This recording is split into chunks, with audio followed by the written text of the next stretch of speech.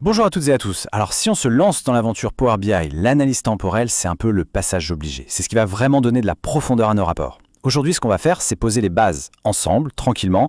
On va décortiquer les fonctions temporelles en DAX. Et croyez-moi, à la fin de cette session, on aura toutes les cartes en main pour commencer à faire voyager nos données dans le temps. Alors, voilà notre programme.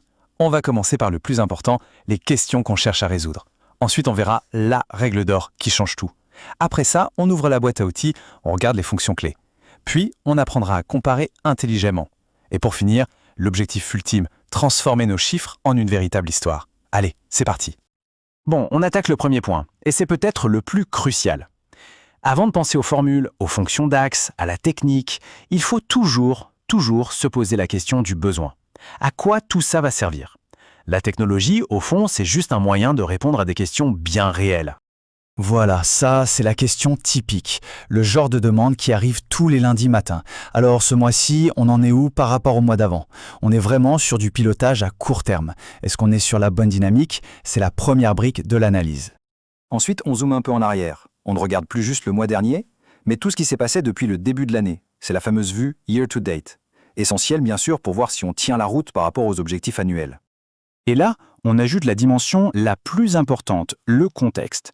Parce que comparer juin à mai, c'est bien, mais comparer juin de cette année à juin de l'année dernière, c'est beaucoup plus parlant. Ça élimine les effets saisonniers, vous savez, les ventes de glace qui explosent en été par exemple. Là, on mesure une vraie performance de fond.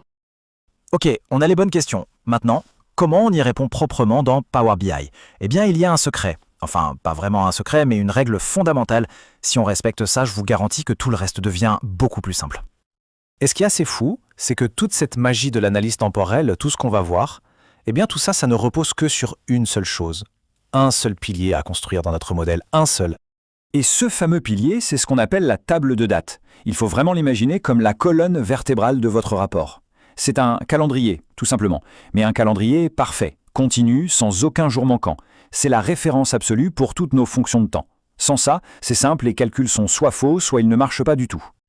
Et regardez, la bonne nouvelle, c'est que pour créer cette fondation, c'est juste quelques lignes de DAX. Pas de panique, on va regarder ça simplement. La fonction calendar, en gros, elle dit à Power BI, crée-moi un calendrier de telle date à telle date, sans oublier un seul jour. Et ensuite, add columns vient juste rajouter des étiquettes pratiques, comme l'année, le mois, le jour, pour qu'on puisse filtrer facilement. C'est tout. Avec ça, on a bâti notre socle. Voilà, notre fondation est solide. Maintenant, on peut commencer à construire dessus. C'est l'heure d'ouvrir la boîte à outils. Les fonctions DAX temporelles, c'est un peu un couteau suisse. Pour chaque question qu'on s'est posée au début, il y a une lame, un outil parfaitement adapté. On commence avec notre première question. Où en est-on cette année? Pour ça, l'outil s'appelle Year to Date ou YTD. C'est tout simple, la fonction va calculer le cumul, par exemple des ventes, depuis le 1er janvier jusqu'à la date qu'on regarde. C'est vraiment l'indicateur roi pour suivre les objectifs annuels. Et voilà la formule. C'est là qu'on voit tout l'intérêt d'avoir bien préparé notre table de date. Regardez comme c'est simple et lisible. Total YTD, tu me fais la somme de mes ventes et tu te bases sur ma table de date. C'est tout. C'est propre, c'est efficace. Et le plus beau, c'est que cette logique, on peut la décliner.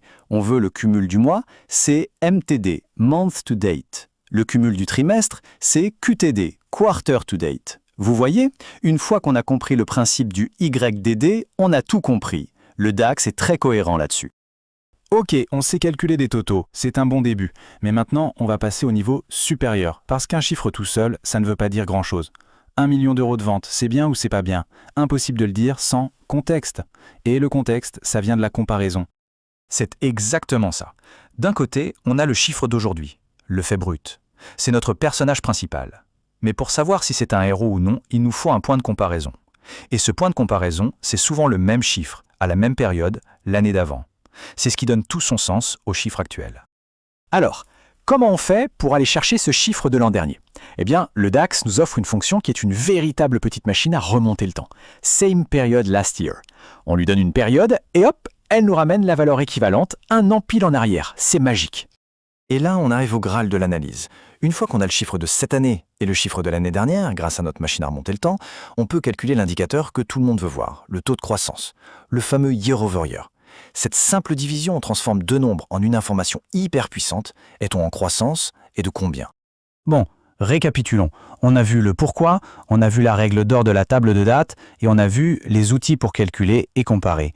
La dernière étape, c'est de mettre tout ça en musique. L'objectif final, ce n'est pas de faire des calculs pour faire des calculs, c'est de raconter une histoire avec les données.